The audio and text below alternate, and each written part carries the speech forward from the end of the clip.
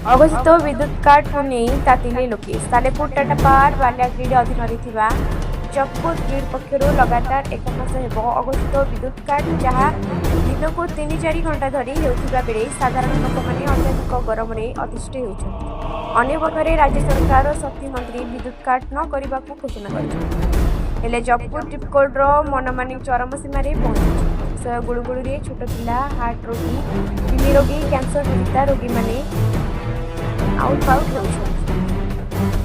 देखा गले गत किछ दिन हेब लगातार खरा बेले सन्धार राति घंटा घंटा धरी विद्युत काट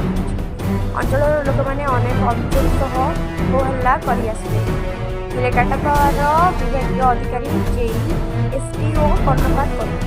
गतकाली रात प्राय 11टा समय पावर कट होता लोक मैंने फोन करते अधिकारी फोन स्विच ऑफ लोक मैंने धीरे धीरे ऋण होते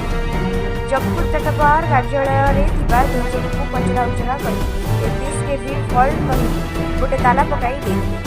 लाइन जदि नथिला टाटा पावर ऑफिस भितर केमिति एसी लगे शोच बोली लोके प्रश्न करथिले आईन आसिले मध्य लाइन न देवा कारण लोक मानक संख्या वृद्धि पाइला